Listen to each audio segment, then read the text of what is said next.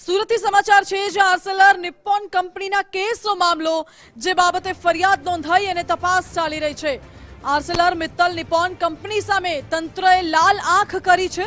ઓલપાડ પ્રાંત અધિકારી દ્વારા કંપનીને 106 કરોડનો દંડ ફટકારવામાં આવ્યો છે।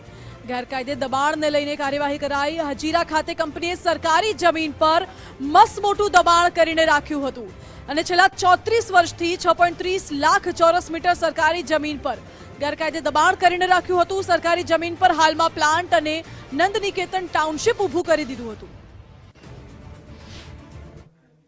સરકારશ્રીની સ્થાયી સૂચના મુજબ સરકારી જમીનો પર જે દબાણો થયેલા હોય એની સામે કાર્યવાહી કરી અને દંડ વસૂલ કરવાની કાર્યવાહીના ભાગરૂપે મામલતદાર શ્રી 84 દ્વારા હજીરા ગામના કુલ 6.31 લાખ ચોરસ મીટર જમીન પર જે એએમએનએસ કંપની દ્વારા દબાણ થયેલું તેની સામે જમીન મહેસૂલ કાયદા મુજબ કેસ ચલાવી અને એમને 106 કરોડનો દંડ કરવામાં આવ્યો છે અને હાલ અન્ય કેસ પણ ચાલુ છે, જેનું હુકમ આવીએ કંપની આગળ વધારે કાર્યવાહી કરવામાં આવશે।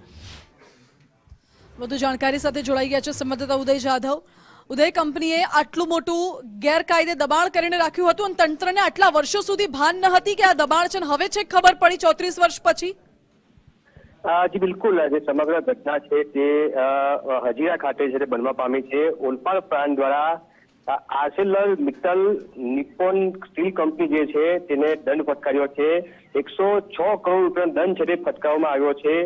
હજીરા ખાતે આવેલી આર્સેલર મિત્તલ સ્ટીલ કંપની તેના દ્વારા ગેરકાયદેસર સરકારી જમીન છે તેમાં દબાણ કરવામાં આવ્યું હતું।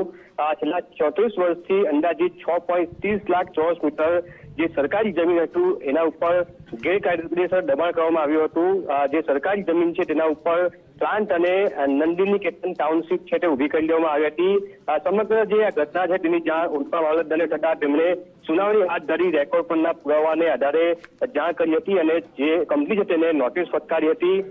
પુરાવા રજૂ કરવા માટેની નોટિસ ફટકારવામાં આવી હતી, જેમાં આજે કંપની છે તે પુરાવા રજૂ કરી ન શકી હતી અને જે ગેરકાયદેસર જે સરકારી જમીન છે તેનો ઉપયોગ કર્યો હતો તેને જ કારણે જે પ્રાંત અધિકારી છે તેણે 106 કરોડ રૂપિયાનો જે દંડ છે તે કંપનીને ફટકાર્યો છે। આ જે દંડ છે તે 90 દિવસમાં જે વસૂલી છે તે કરવાનો હુકમ કર્યો છે। 90 દિવસમાં દંડ છે તે ભરવાનો છે તે જે સરકાર છે તેને હુકમ કર્યો છે। જો દંડ ભરવામાં નહીં આવે તો જે કંપની છે તેને તોડી પાડવાનો પણ આદેશ કરવામાં આવ્યો છે। જી ઓકે ઉદય, આભાર આપનો।